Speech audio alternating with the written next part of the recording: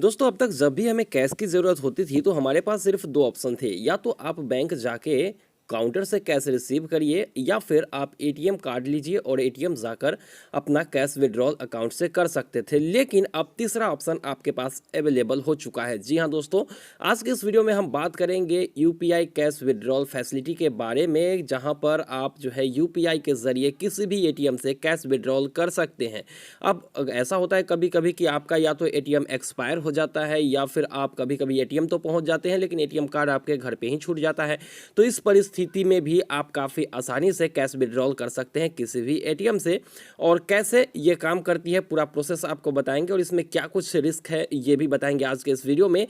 तो वीडियो को ध्यान से पूरा ज़रूर देखिएगा, लेकिन उससे पहले चैनल को भी इसी तरह के वीडियोज़ के लिए सब्सक्राइब ज़रूर करिएगा। देखिए दोस्तों, आरबीआई ने कल जारी किया एक निर्देश जिसमें उन्होंने सारे बैंकों को कहा कि वो जल्द ही अपने सभी एटीएम में एक ऐसी सर्विस लॉन्च करे जिसमें यूपीआई के जरिए लोग कैश विड्रॉल कर सके। हालांकि आप लोग कहेंगे कि ये फैसिलिटी तो पहले से ही है, तो जी हाँ दोस्तों, ये फैसिलिटी कई सारे बैंक्स अभी तक प्रोवाइड करा रहे थे। लेकिन उसमें अगर हम कुछ बैंक्स की बात करें तो आईसीआईसीआई और एचडीएफसी जो है लीडर है इन सब का। लेकिन अब तक जो ट्रांजेक्शन्स हो पा रहे थे यूपीआई के जरिए तो वो हो पा रहे थे बैंक से बैंक में। यानी कि अगर आप एचडीएफसी के कस्टमर है तो एचडीएफसी के एटीएम में यूपीआई बेस्ड ट्रांजेक्शन्स कर सकते हैं और कैश विड्रॉल कर सकते थे। लेकिन अगर आप एचडीएफसी के कस्टमर हैं और आप आईसीआईसीआई बैंक में जाते हो कैश विड्रॉल के लिए यूपीआई के जरिए तो वहाँ पर नहीं कर पाते थे।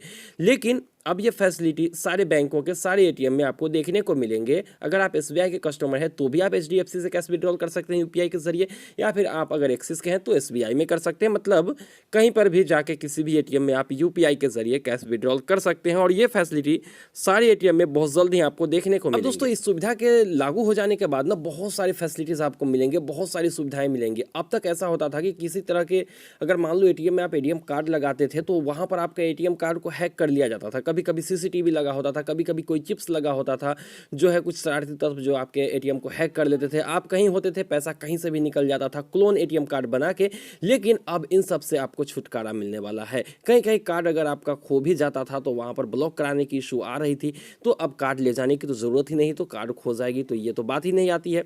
तो अब ये काम कैसे करता है, देखिए आपको एटीएम में जाना है और वहाँ पर आपको ना कैश विड्रॉल के ऑप्शन सिलेक्ट करना है। कैश विड्रॉल के ऑप्शन सिलेक्ट करने के बाद आपको अमाउंट डालना है। आपने मान लो 2000 रुपये विड्रॉल करनी है तो 2000 रुपये आपको डालेंगे तो 2000 रुपये की एक क्यूआर कोड बन जाएगी।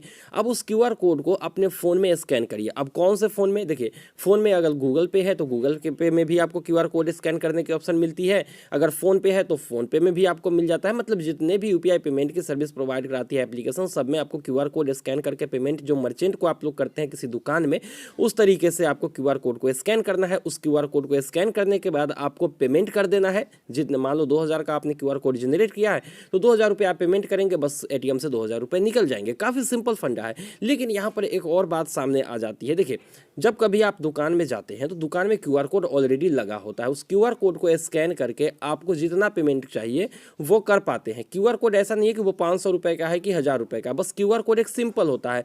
तो यहाँ पर एक दिक्कत ये आ जाती है कि मान लो हमने 2000 रुपये की क्यूआर कोड जनरेट कर ली है और हमने 1000 रुपये ही वहाँ पर पेमेंट किए हैं क्यूआर कोड के ज़रिए, तब क्या होगा?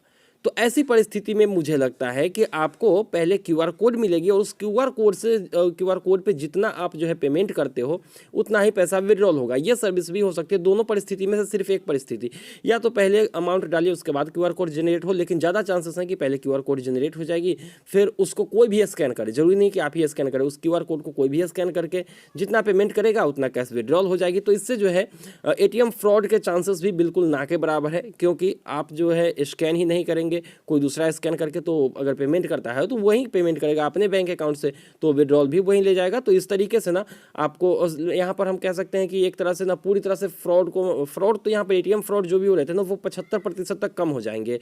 हालांकि ये फैसिलिटी 2020 में ही लागू शायद हो गई थी, लेकिन सारे बैंकों में नहीं था, मतलब दूसरे बैंक में नहीं हो रही थी। लेकिन अब आरबीआई के निर्देश के अनुसार सारे बैंक के सारे एटीएम में ये फैसिलिटी आपको बहुत जल्द ही देखने को मिल जाएंगे। तो अब आपको कहीं पर कार्ड ले जाने की भी ज़रूरत नहीं है, ना ही कार्ड खो जाने की दिक्कत है और ना ही कार्ड के क्लोन बनने की दिक्कत है। अब बेहिचक आप जो है यूपीआई के ज़रिए किसी भी एटीएम से कैश विड्रॉल कर सकते हो।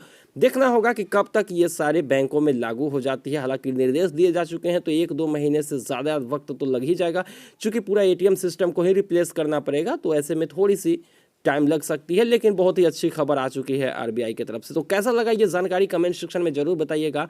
आज के वीडियो में बस इतना ही। उम्मीद है कि वीडियो जरूर पसंद आई होगी। मिलते हैं किसी नई वीडियो में, दीजिए इजाज़त। Thank you.